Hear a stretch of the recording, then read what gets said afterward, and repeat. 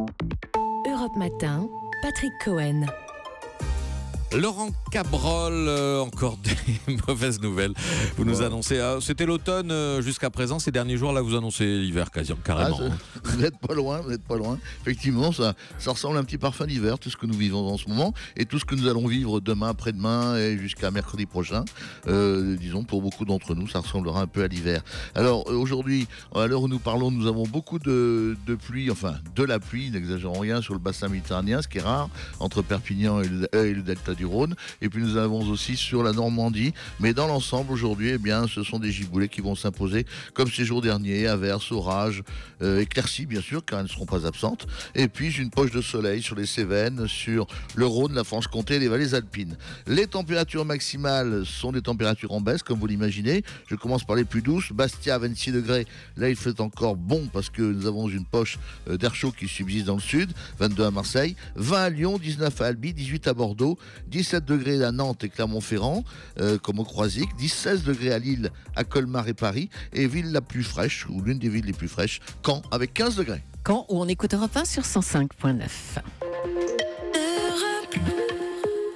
Europe 1. 8h30, Patrick Cohen. Et voici la revue de presse de Marion Lagardère. Bonjour Marion. Bonjour Patrick, bonjour à tous. Dans la presse ce matin, les mots positifs. Et oui, quels sont les mots qui vous évoquent quelque chose de positif? C'est la question que l'Institut de sondage IFOP a posée à plus de 2000 personnes pour l'humanité. En ce jour d'ouverture de la fête de l'UMA, le journal publie son baromètre annuel « Être de gauche aujourd'hui ». Verdict, parmi tous ceux qui ont été proposés, le mot qui évoque le plus quelque chose de très positif aux personnes de gauche est la liberté, à 87%. Ça peut paraître surprenant quand on attendait plutôt l'égalité. Elle arrive en 5e position du classement. En 2e, on trouve tout de même la solidarité. Puis, un peu plus bas sur le graphique, l'entreprise, mot positif pour 70% des gens de gauche. Et la compétitivité à 63%. Et le communisme, me direz-vous, le communisme, eh bien, il finit dans le quatuor des derniers puisqu'il n'est jugé positif que par 33% des sondés. Même le mot libéralisme remporte plus de voix avec 50% d'opinions positives. Bon, alors voilà pour le portrait robot de l'électeur de gauche en 2017. Pour le reste, s'agissant de la fête sur le plan politique, la presse est bien cynique, mis à part le message en une du journal de Jaurès « Nous ne sommes rien, soyons tous » à la fête. Vos journaux mettent l'accent sur la petite forme du PCF. La gauche se cherche sans se trouver, titre par exemple le Huffington Post. Pour le Figaro, le Parti communiste se cherche un avenir. Libération fait l'impasse, tout comme l'hebdomadaire de gauche Politis. Et puis, vous pouvez toujours chercher une interview du secrétaire national du PC, Pierre Laurent, ce matin. C'est sur Jean-Luc Mélenchon que vous tomberez. Interview à retrouver en accès libre sur le site de La Provence, où l'ex-candidat, qui ne sera pas à la fête de l'UMA, affirme « La vieille gauche est à bout de souffle ». Mélenchon toujours en une de l'hebdomadaire Marianne, sourire de gentil et regard par en dessous avec ce titre en un mot, l'opposant, et d'enterrer tout le monde en page intérieure. Je suis devenu le premier de cordée de la famille, dit-il. La France insoumise ouvre une nouvelle page de l'histoire de l'émancipation. Reste à savoir si le nom Mélenchon évoque quelque chose de positif aux participants de la fête de l'UMA. L'IFOP n'a pas posé la question. Au-delà de la politique, Marion, qui dit fête de l'UMA, dit surtout aussi concert. Et oui, cette année, c'est le chanteur Renaud, filloniste repenti et électeur revendiqué d'Emmanuel Macron, qui montera sur la grande scène. Et comme le rappellent les rock, ce n'est pas la première fois qu'un chanteur moyennement de gauche est invité. En cette année 1985, écrit Mathieu Depriec, les communistes perdent la main. Un an après avoir quitté le gouvernement, ils lâchent des sièges et des plumes. Alors, comment s'assurer que la fête fasse le plein avec un atout maître ? Johnny Hallyday et l'hebdo de raconter les doutes des militants. Dans ma section, raconte Michel, fan de Johnny et encarté au PC. Certains de mes camarades ne comprenaient pas pourquoi on invitait un chanteur classé à droite. Pour Robert Rue, en revanche, pas de doute, Johnny est l'artiste qu'il faut aux communistes.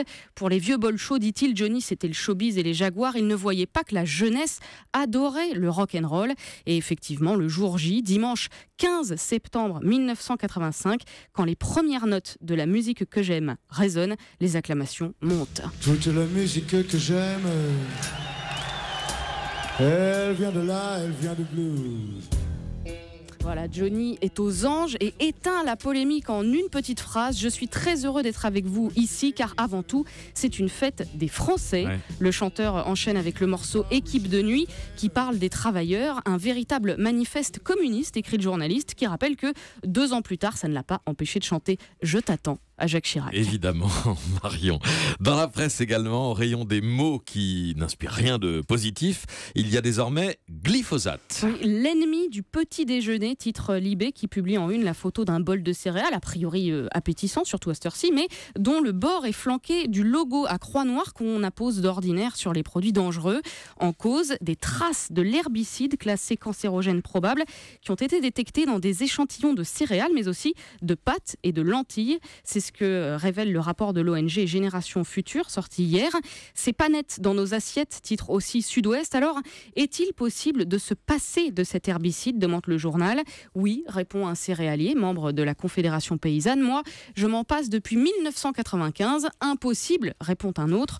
On peut le limiter, pas l'interdire. Oui, mais trop, c'est trop, lance Maurice Bontingue dans la Charente Libre. Le scandale des œufs contaminés au fipronil n'est pas encore digéré que les consommateurs découvrent un autre pesticide dans leur bol de céréales et d'en appeler aux gendarmes européens face au mastodonte Monsanto-Bayer.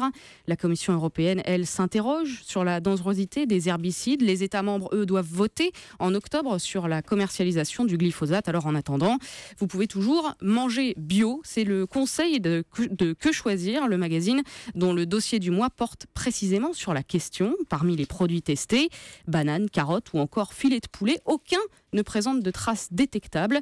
Manger bio est plus sain, dit Que Choisir, pour la raison évidente que ce régime fait baisser l'exposition aux engrais chimiques.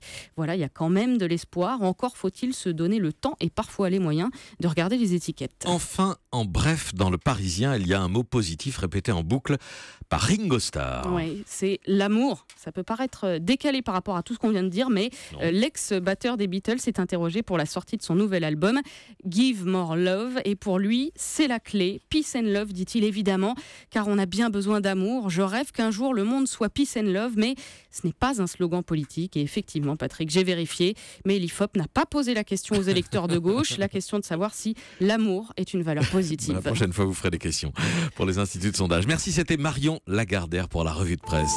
Europe 1.